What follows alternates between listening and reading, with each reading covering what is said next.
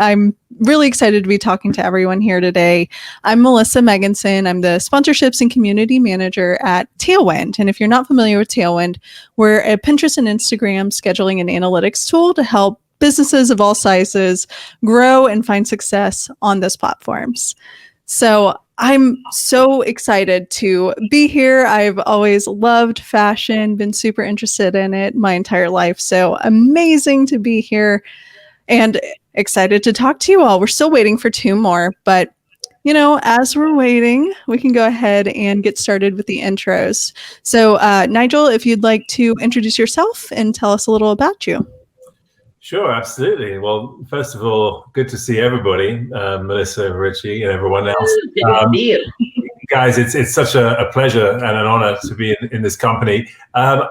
As some of you may know, I'm a fashion photographer. I have been in the fashion industry pretty much my entire career.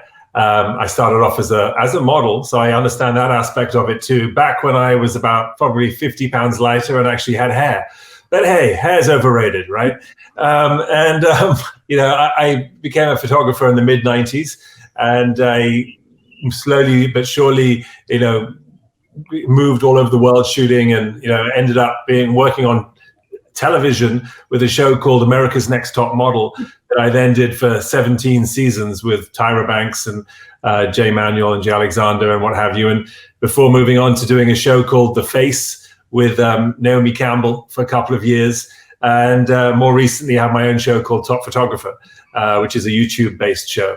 And, I run a consulting company that consults creatively for brands such as Marriott and Sony to fashion brands like Pamela Roland. Awesome. Yeah, I know my teenage heart was a flutter when I was like, oh, Nigel Barker of America's Next Top Model fame. Why teenage heart? I mean, the problem with the show like America's Next Top Model is people come up to me and go, oh my God, my mother loves you. You're like, okay. Okay, my 30-something heart as well was a flutter. There you go.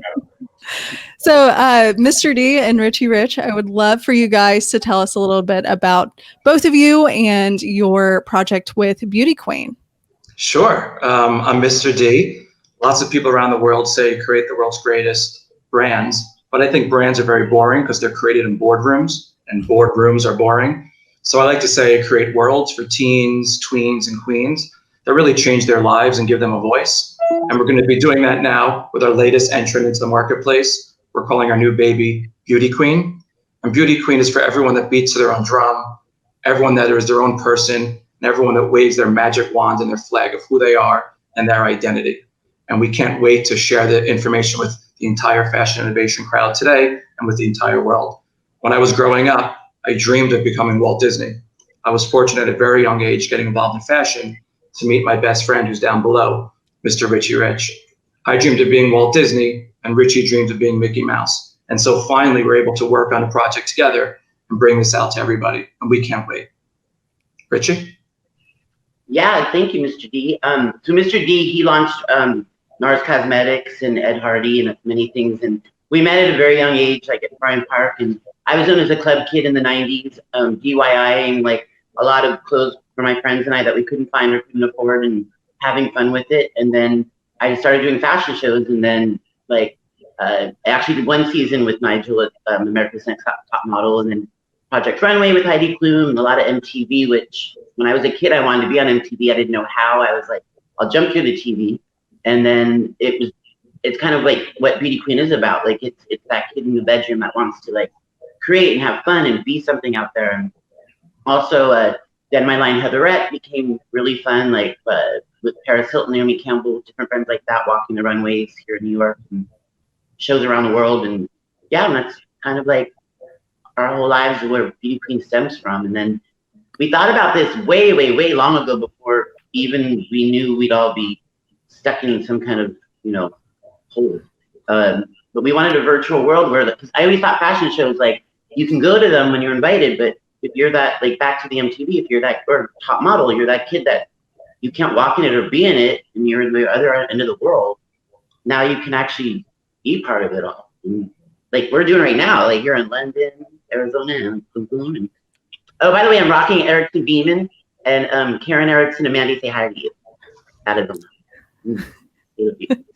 And so yeah, we're excited. Thanks for having me. Yeah, and we had the opportunity to chat a little bit yesterday, and I think what you guys are doing is so important, giving teens and people who don't feel like they have a community or a platform somewhere to go. That's just amazing. And Arizona, we're just going around introducing ourselves. So I'd love for you to just say who you are, what you're passionate about, and a little bit about yourself. Of course. I'm Arizona. I am a model, and now I primarily identify with climate activist, actually. I became fascinated by, and now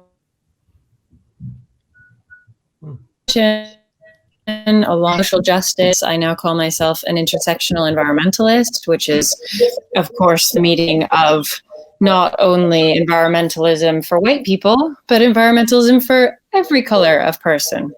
And recognizing that this is the diversity conversation is the environmental conversation. And until very recently, it was still a separate conversation. And they were these two things that were happening perhaps alongside each other, but it was still possible for people to say, you know, I'm going to focus on the environmental side right now because I think that's more urgent. And I think we're hopefully coming to a place now where we don't compare the two and go, one is more important than the other, but they in fact probably cannot be solved without the other one being solved too. So these are the things and issues that I think about on a daily basis, a minute-to-minute basis, actually, I would say. I feel the urgency really strongly every single day because I read a lot. I educate myself about what's happening around the world because on a daily basis, I wouldn't feel climate change because I'm privileged and I live in a city. And it's called London, and London is a beautiful climate. It's really nice and moist and lovely, and things grow here, and we have plenty of food. And, Wow. And I would not notice that climate change was happening if I didn't go out and read about it and make sure that it was surfacing near my face. So I've turned my Instagram channel or account into an educational zone where I do my best to share what I'm learning and the changes that I'm making in my daily life to lower my environmental impact and raise my social positive impact. And it's never been a better time in my life. I mean, and this is the most important thing that I'd like to share with everyone is that becoming an activist and making my life more sustainable has actually enriched my being and enriched my own life experience rather than detracting from it. I don't find that I deny myself anything. It's not a situation of having less, being less, eating the food I don't want to eat or wearing ugly clothes. Not at all. In fact, I appreciate everything I have more. I have better things and I love my life more and I feel gratitude. So it's an amazing journey, the sustainability journey. It really is. And now from my own self-education and public educating, I have started to consult brands, fashion brands, to help them in the transition of becoming a more sustainable brand, leading toward a regenerative future, because that's the word that I think we all need to be using more readily, especially governments, I would add. Governments need to be talking about a regenerative future rather than just a sustainable future, because we're not on target right now to meet the Paris Agreement even. And the Paris Agreement relies heavily on carbon. And there are so many other things to consider when it comes to climate change and climate relief. So that's me. Absolutely. Yeah. And you've inspired a couple of thrifting trips for me recently. So you're doing a great job. You've at least reached like one person in Oklahoma. Amazing. All right. And Sofia, so glad to see you. We're just going around introducing ourselves. And so I'd love to hear a little bit about you. Hi, everybody. Sorry, I'm a bit late. Some technical issues. So I'm from Brazil, as some people might know. And right now I'm in Portugal. I've been living in New York for about 10 years. And unfortunately, on my 10th anniversary, I couldn't be there because this year I couldn't go back because of the virus. And I have been working with several designers, photographers, and I've always had an idea that I would never work with who doesn't go with my principles. So I think it's important for all of us to support that. For example, sustainable brands. I always try to choose a sustainable brand over a brand that is not sustainable. I've been booked for shows that have fur on the show, and I would refuse to use fur. I think we should all just have that always as a priority, you know, because people look up to us and we should be examples. And right now I'm in Europe, I'm in Portugal, and I'm very excited to be here with you guys to talk about everything Valisa is going to bring to us. Thank you for having us. All right. Well, thank you everyone for telling us a little bit more about yourselves. And of course, this session is about impacting a positive change. And so I'd love to hear from each of you what that phrase, that impacting positive change, means to you. So we'll start with Mr. D and Richie, if you'd like to tell us what that means to you guys. Yeah, you know, we've spent so many years in the fashion industry, in the fashion world, here in New York, Los Angeles, Milan, Paris. I think all of us have on this group. We've all become dynamic personalities and been blessed to have these phenomenal careers. And it gets to the point where you say to yourself, you know what, we need to really kick it up to the highest level possible and then beyond. I think the most important thing for kids is to be able to have a dream and to be able to follow that dream. Early on in my career, I was able to meet Francois Nars. He was a boy from the south of France and had a dream to become the world's greatest makeup artist. And then he wanted to have a line of lipsticks. With only 12 lipsticks, how do you begin that? How do you get that out to the world? I turned to him as my best friend and I said, don't worry, we got this. We can show everyone that with 12 lipsticks, you can make a difference and people can support you. Cut to nowadays, with our new platform that we're creating, this global membership community, Beauty Queen, we really believe that the beauty industry is its own thing and has become its own type of corporate vehicle. And we love that, we commend that, and it's great what they're doing. We want to do something completely different. We want to give people first. We don't want to be selling them lipsticks first or different items first. We want to put them together to be in the same room. So we like to say that we're creating the super fan industry and that we're pioneers in doing so right now. And having someone like Richie, who at an early age was always wearing a face of full makeup, and he considers himself a boy, but he had never had any apprehension about going down the street in New York or getting on a plane, going on a subway, and being who he is. It was always so admirable.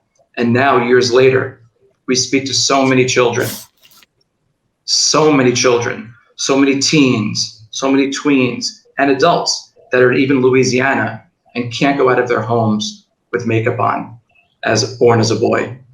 We have to change that. And so Richie and I looked at the marketplace and said, you know what? We're going to do it. We're going to do it step by step, one piece at a time, and change the game. But definitely not change the game for beauty. Change the game for the kids. Give them something they never had before. And that's what we think is so important right now, to have that inspiration and to have that sort of elegance, like Nigel said in the beginning, to just dream, and dream more.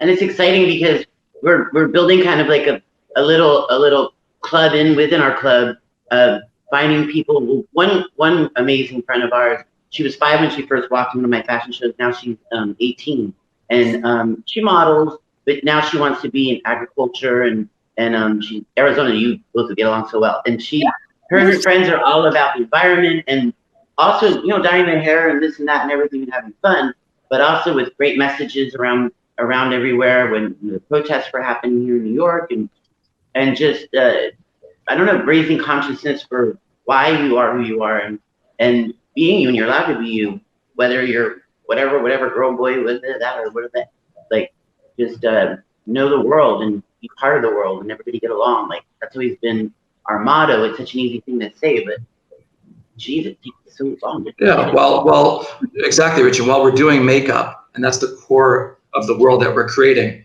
it's not so much about the product, it's about that everyone is a huge fan of makeup. All these girls, these guys, whether you're non-binary, however you describe yourself. So makeup gets you in the room together because that's the similarity that everybody shares. But then the conversation is about everything that Arizona is talking about, everything that Sofia is talking about, everything that Nigel and Richie are talking about. It's about that conversation, about everything that everyone shares, like-minded individuals. And no one's ever really said to these kids out there, what do you think about? What do you dream about? And that's us. And we hope to have a fantastic time doing it. And we are already. It's a great my insecurity is more the first than anybody. I'm like, let's talk about it. Hello. Like, we all have them. I mean, you know, and dreams still. So. Plus, the website for Beauty Queen is just so much fun. It's a full-on throwback to the 80s, 90s arcade style. It was a lot of fun to go through. So, Arizona, how are you internalizing that impacting positive change? I know you spoke to that a little bit, but I'd love to hear more from you about that. I'm going to borrow my answer from Indigenous peoples who do not say that they're trying to reduce their impact on the earth. Not at all. Quite the opposite. In fact, they are beautifully saying we want to have an impact on the earth. They respect the earth as a being who needs their love, and they need the love of the earth. And when you see that, when you feel yourself in relationship with the earth, it's a very different story that you can tell yourself about impact. Because if the earth can feel us, and now I do this all the time, and I invite everyone else to start now, from every day forward, we can actually begin to feel that space between ourselves and the earth. And that's all the earth needs from us, is just to feel that love. And it sounds so strange when you live in a city and you live indoors and you walk on pavement all the time and you don't really see a lot of vegetation, and the vegetation that you do see has been planted by humans. And we're very, very far away from a naturescape, and our eyes are not used to resting on a naturescape. It seems so foreign to think that the earth could actually be a being. But if you dream into it a little bit, and if you read about, there are some amazing authors who write the most incredible things. One of them is Robin Wall Kimmerer.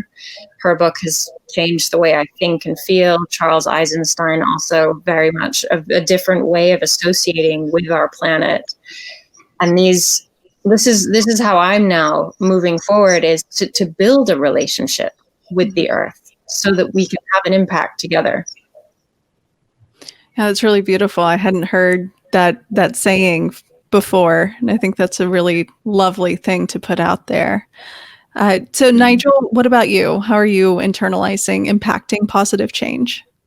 Well, first of all, I think it was very beautiful what Arizona just said. It struck a chord with me, and it just reminds me again and again just how there's so many things that we all have in our hearts that we want to achieve and want to do. And we walk the planet and we see injustice every day. We see issues every day, and we have to make a decision as to whether we do something about it or whether we sit back and let it just, occur. And I think that, certainly the younger generations are very motivated, and, revolutions are normally caused by younger generations, or, certainly aroused, and they're the ones who are doing it. But I think it's in every one of us, and we often feel an anger, and we feel it boiling up inside of us. But it's not enough to be angry. It's not enough to be upset. You have to act, and you can't just talk about it either. You've got to get up and do something. You've got to be present. You've got to be there.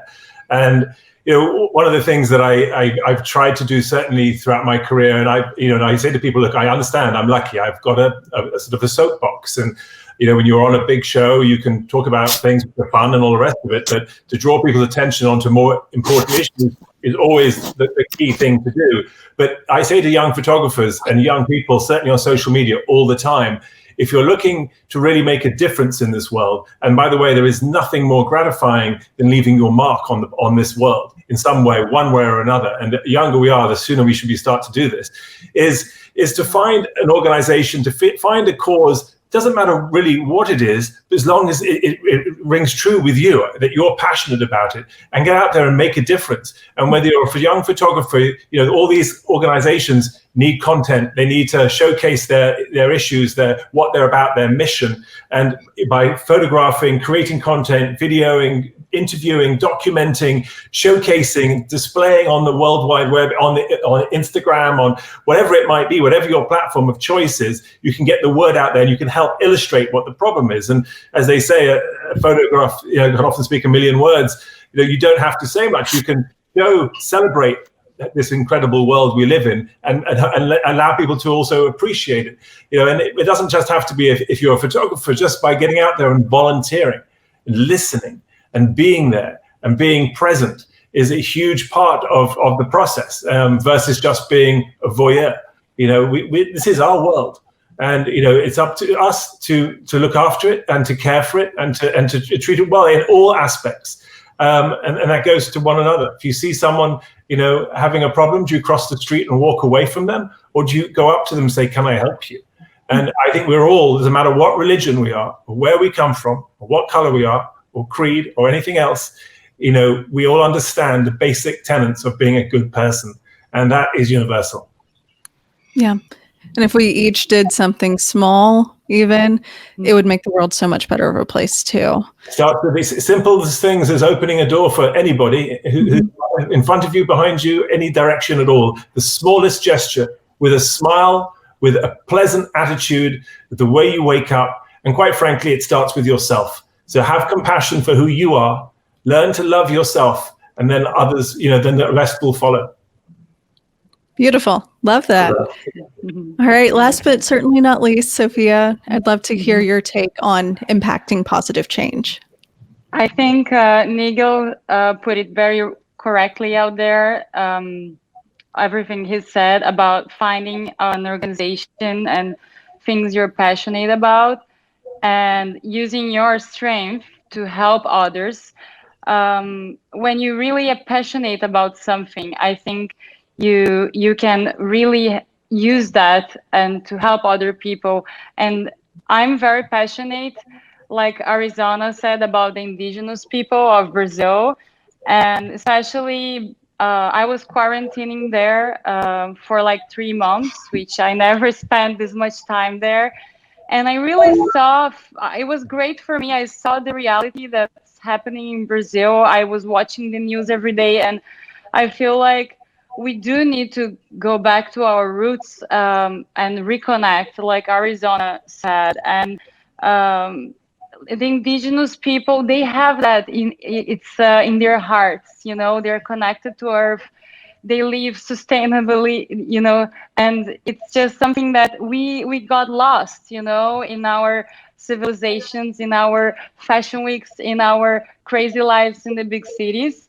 And I think we definitely should go back to our roots, think about earth, because nothing here is forever. We don't have endless resources. And find what you are passionate about, like Nigel said,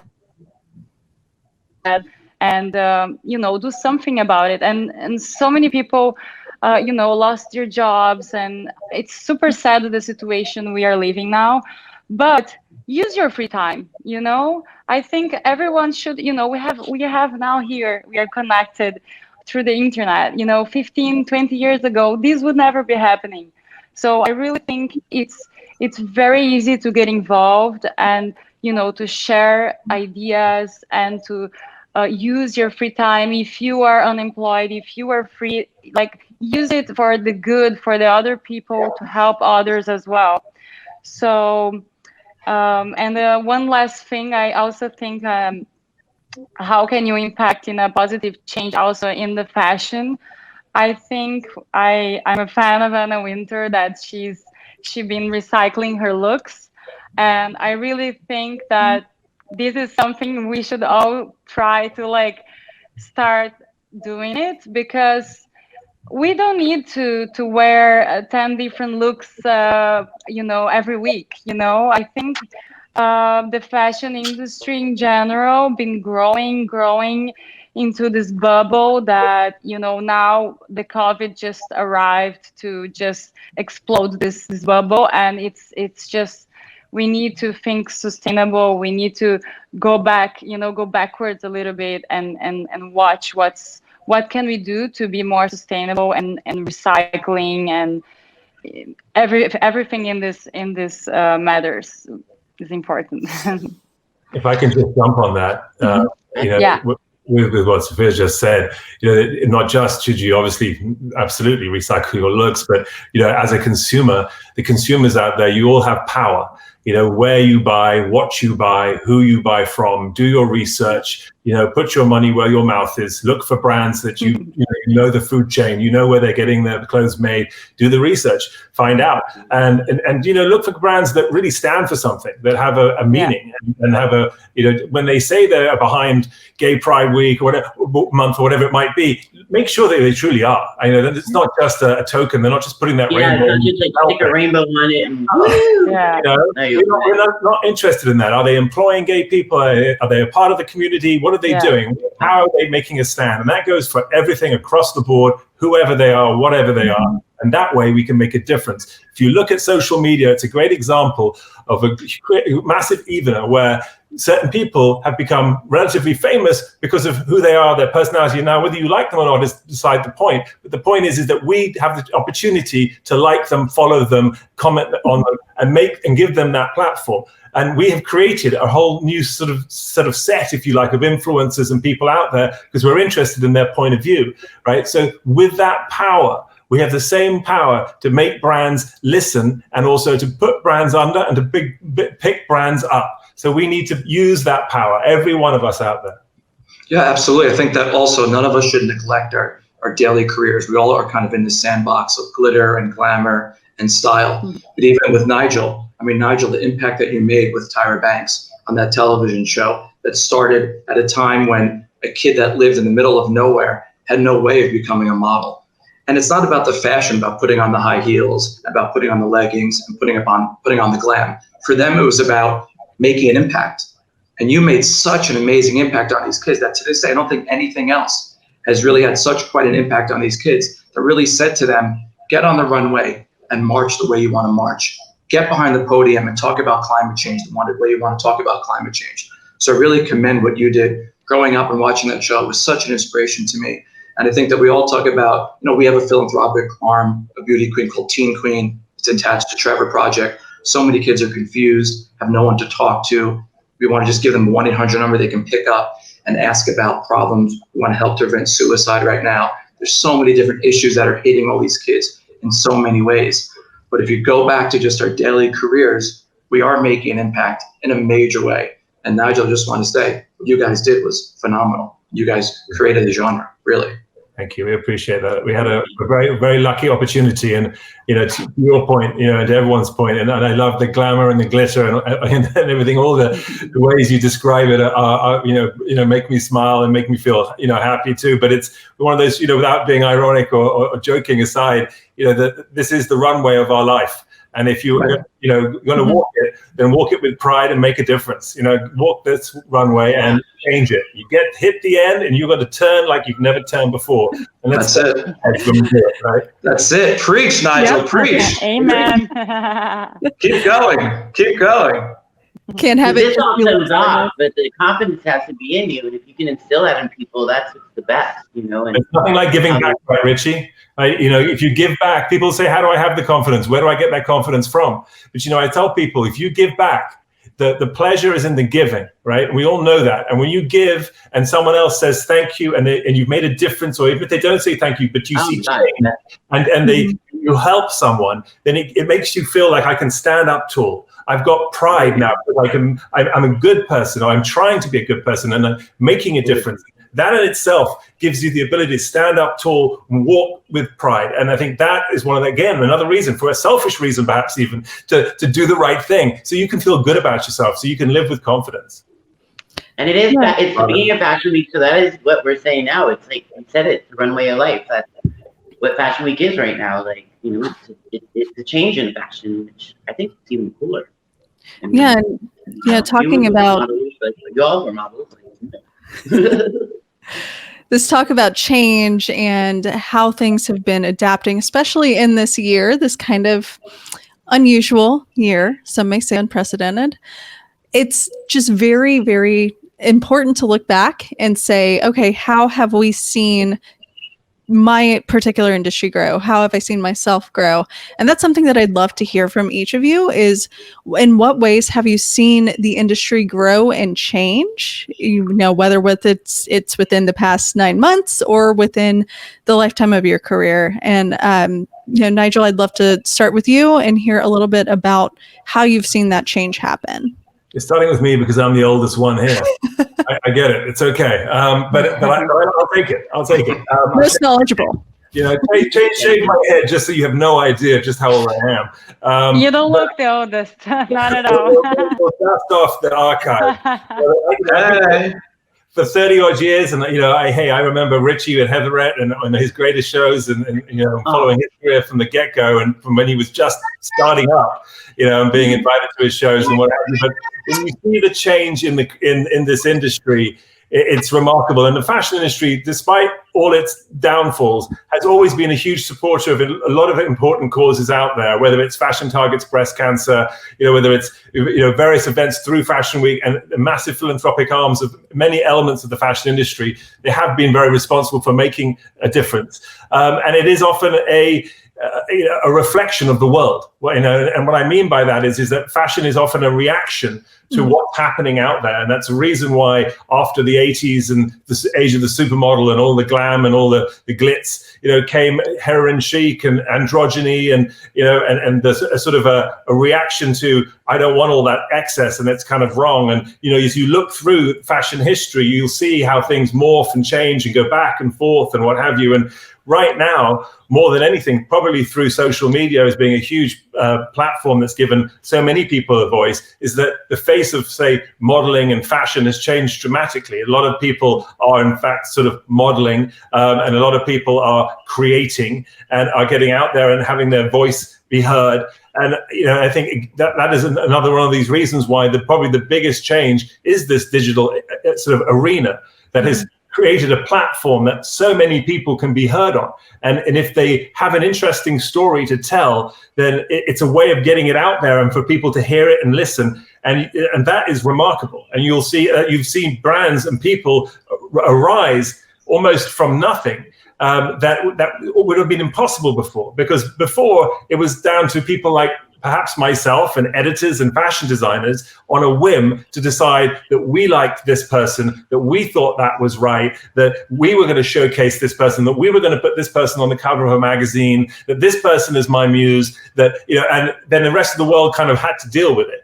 Right. And now that has been pulled. That rug has been pulled from underneath designers, photographers, editors. They're listening. There's a reason why Kanye West and Kim Kardashian were on the cover of Vogue. It wasn't necessarily that Anna Wintour wanted them, and she may say differently, but, you know, the world said they're in vogue because they are, and they were. You know, at that moment, no one was more in vogue than they were.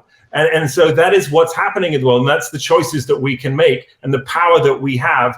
And people out there, when they realize, when they buy something, when they wear something, when they have something written on their shirt, what does it mean? What does it say? What are you saying? How are you saying it? Are you saying it with kindness? Are you saying it to be defiant? Are you saying it to be revolutionary? What are we saying and how are we saying it?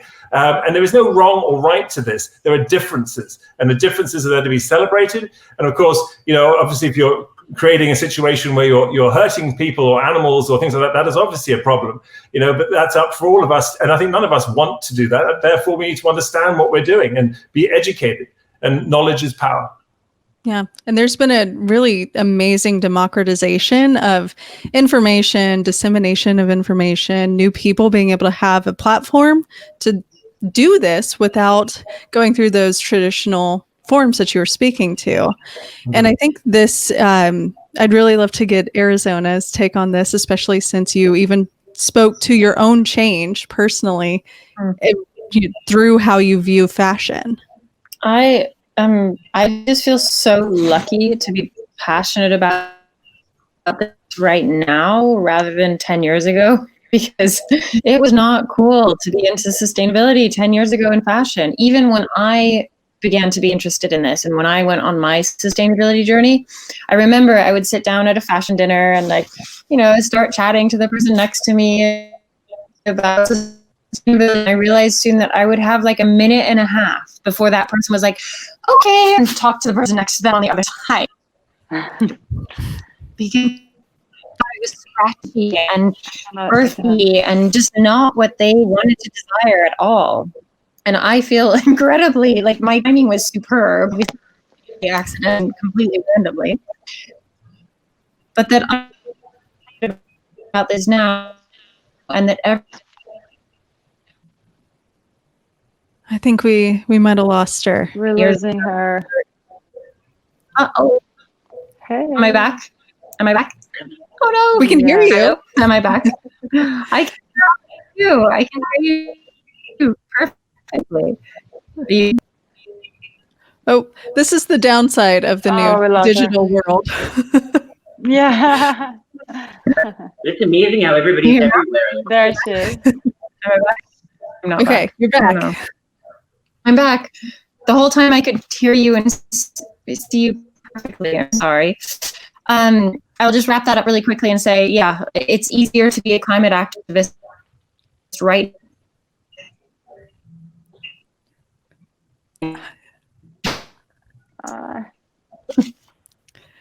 Come on, Richie, do something like dance or something. Yeah. You gotta entertain us. Come on, come on. I'm surrounded by entertaining people here, so I'm sure we can come up with something. Okay, well, gotta love technology. So we can hear you. I think we can. Can you hear me now? Carry on. I'm finished now. That okay. I think we got most of it. Amazing. All right. Well, Sofia, I think you would have a really great perspective on this, especially being an international model and seeing changes in different countries as well. So I'd love to hear your take. Yeah. So what I think about what I think is amazing about that has been changing in the industry also is about the fabrics. How now we have so many different fabrics that like designers couldn't have that before. Like when I was designing swimsuits last year, I'm not involved in the company anymore, but I got to know a lot about fabrics when I was doing that. And for example, now we have Econil, which is this fabric, it's an Italian fabric made entirely from fishnets and, you know, industrial waste. And it's made from plastic and fishnets. And this is incredible, guys. We having these resources and this kind of fabrics available. Like it's the future. Like now, to see this changing the industry, like this is just the beginning. And I'm happy that all of this is happening now, because again, we didn't have this 10 years ago. So I think this is amazing the way the industry is adapting, and hopefully this is going to be more and more happening with new recycling methods and new ways to produce, and not only us as the customer, as the consumers, like Nigel said. Am I saying your name right? You know, you can say my name however you like. But my accent, I'm all sorry, kinds my of Brazilian things. accent. Miguel, Nigel, it's all good, quite frankly. Sorry, but yeah. So I'm just, it's just amazing. Like even the way he said it, that you know we have all these designers, and they can also make a choice. You know, as the ones designing, to choose ecological fabrics, not only, as he said, the customers, you know, the consumers need to think sustainably, but also I think the designers have these options right now, and this is amazing to see this change. And the more we all, on both sides, as the model, as the consumer, as the photographer, as the behind the scenes, you know, the makeup artist, you know, we all together thinking ecologically and sustainably, I think we are going on the right path. And cruelty-free. Yeah.